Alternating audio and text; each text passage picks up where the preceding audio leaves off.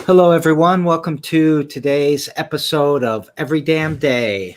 Today is with me is Erica Munchbach with When September Ends. I think I did a hybrid of your last name, the German and the non-German, but we practiced it and then I screw it up. I always screw up words I can't pronounce. I like your version even better.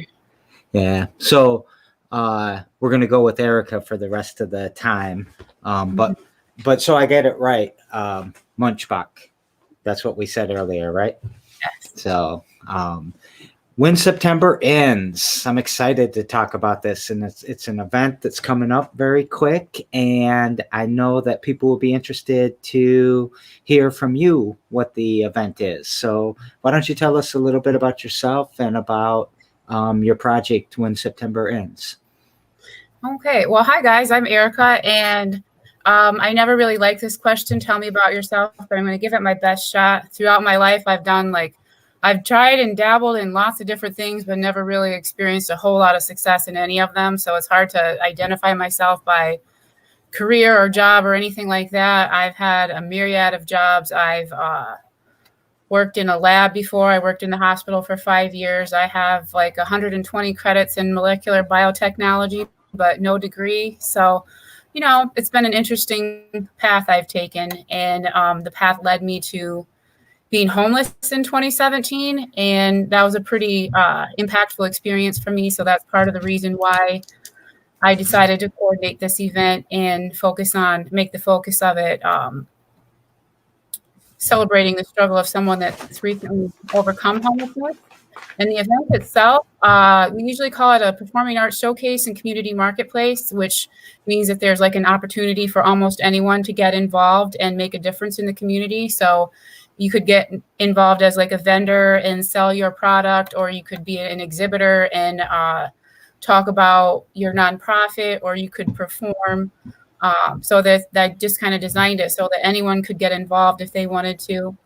And due to the pandemic this year, we've had to make some hopefully temporary changes to the format. So there's not vendors and exhibitors, and we are discouraging the public from coming just so we can keep the numbers low to stay within that executive order.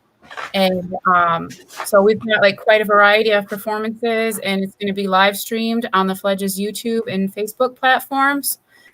And yeah, it's a wide variety of performers, and a few people that would have normally been vendors are just going to use some time to talk about their projects. And I'm super stoked about it. And I'm also really stoked to be here with you, Jerry. Yeah. All right. Well, I got a bunch of questions to ask you about what you just said. So first of all, do you kind of consider yourself a homeless advocate or a just housed advocate? Is it all the same space? I haven't exactly determined my title yet. It's going to be a lot broader than homeless advocate, but that's definitely going to play a huge part in it. Like I consider myself, I think I need to work on the wording, but like an ambassador for broken people and disadvantaged community members. So I need to work on the exact terminology, but definitely being homeless plays into that a big part. So I hope that Go ahead. I was just going to say, I hope that the bigger projects that I'm working on, eventually make a difference for a lot of people that don't have advantages. And I hope they bring forth some equity in our community, hopefully someday. I like how you're working on that part of the from homeless to housed journey, where they're already housed, but there's still a little bit of instability, right? That needs to just be strengthened. And I also love how you're focusing on one particular family this year. And it's one person, one at a time, isn't it?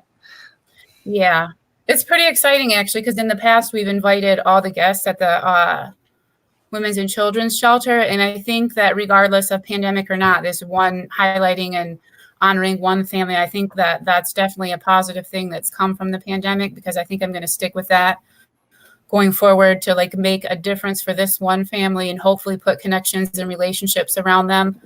Because a lot of the times people don't realize that when you become homeless, it's usually because of failure somehow, somewhere in relationships. So that's one thing that I really want to focus on, is putting positive relationships around people that where they are basically in a relationship desert. Like you and I probably have a lot of relationships with positive people in our lives, but somebody who's recently become homeless or been homeless, a lot of the times they don't have anyone that they can count on for anything. And it's not even always like material stuff. Like we just really need people to be that mentor and to teach us how to do better in life. And we learn that through relationships. It kind of goes back to where they want to tell you, like, just pick yourself up by the bootstraps. But how can I do that if I don't have any bootstraps? So what are boots? Right. So, you said in the beginning, you don't like answering that question of, that tell me about yourself question. And then you rattled off just tons of different kind of labels that people can give you, right? You can get stratified in so many different things. So you could be called homeless. You can be called a college student. You could be called a molecular biologist. Is that what you said? Molecular biology or bio? Yeah, that's what my coursework was molecular biotechnology. I've actually worked in the hospital as a sterile supply technician, and I also worked as a histotechnologist before. So I'm kind of, I'm curious, what, I'm going to skip down to, like, Paul Smith was on the show yesterday, and he talked about, the people from yesterday ask you a question today, and eventually you'll ask the question to the person tomorrow. But I want to jump to his question right now. He asked, why this for you? Why are you intersecting with helping homeless people or helping whomever? And on the surface, because I don't want you to get this easy answer, on the surface, it's because you were homeless, but you could be molecular biologists and you could do all these other things. What brings you here? Where's that passion come from? Well, to be very honest with you, the passion comes from my faith. And also, like, I feel like God gave me a vision several years ago of the sort of difference he wanted me to make in my community. And you're right, I could probably do that and be a lot better off, like, financially. Like traveling histotechs right now make $37 an hour.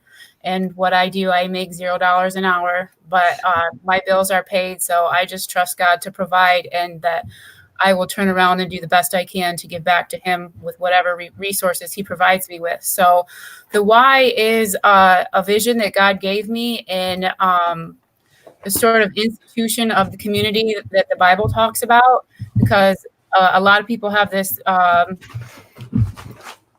the Christians, they do it themselves. Like, they're not always nice people, and they're not always as helpful as, like, really the Bible tells them to be. So I'm trying to bring forth the community that the Bible talks about. And that's always, like, going to involve authenticity and vulnerability. So that's a big component of the event and storytelling. People come together from all walks of life. So that's why we've intentionally, like, there'll be, normally in the event, I don't know, 2020 is super weird, but normally in the event, there would be people from all different sorts of walks of life, like, coming together and mingling and connecting in a way that they don't usually, because I've, like, intentionally brought people with money and success together with people that don't necessarily have that right now. So that's one why.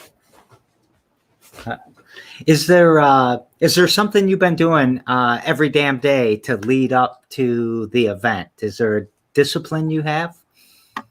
I'm not good at discipline, Jerry. I just I struggle with emotional stability sometimes. So it's hard for me to stay consistent. But when I have that energy and enthusiasm, I definitely put it into moving forward with the next idea, or talking to the next person, or making the next thing happen, because making this happen it's definitely not something that I could ever do by myself. I've had a lot of help. And so it's just like moving forward and trying to inspire those people to believe in this project and get them to help in whatever way they can help. So it's just that moving forward with the vision, I guess, is what I do every damn day. Yeah, it's you're one of the very few people who have been to almost all of the almost 200 Scrum meetings that the Fledge has had every day. So that's something I know that you've done, and I've seen you go from what are we going to do with this event to it's about to happen this weekend. So yeah, I think you do that every damn day too. So now it's your turn to come up with a question, and tomorrow we have Joachim, and I forget the name of his project real quick. I want to look at it. Joachim Lockhart is talking about timely dining, and you have a good question for him. So what's your question for him?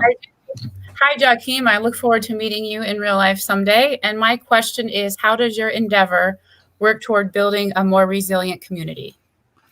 And then, as is tradition, I guess I can start saying after our 12th episode or whatever, you have to answer that question too. I can do that. So with when September ends and the bigger projects that I'm working on, which I'm calling Jubilee for now,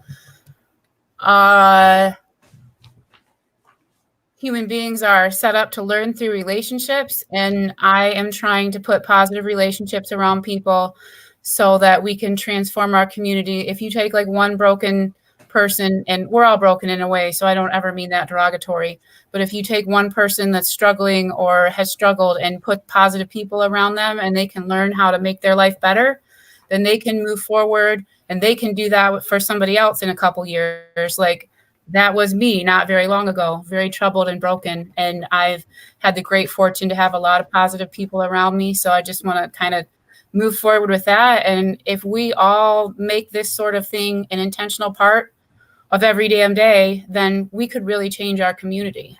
So that's how I'm trying to work towards building a more resilient community.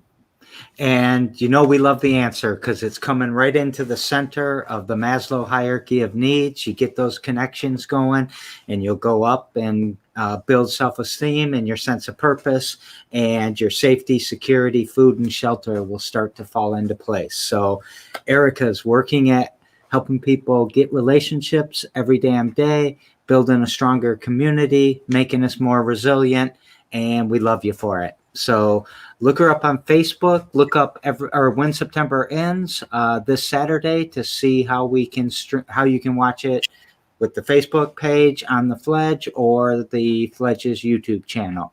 So when September ends this Saturday, every damn day at 2. Thank you everyone for watching. We'll see you tomorrow.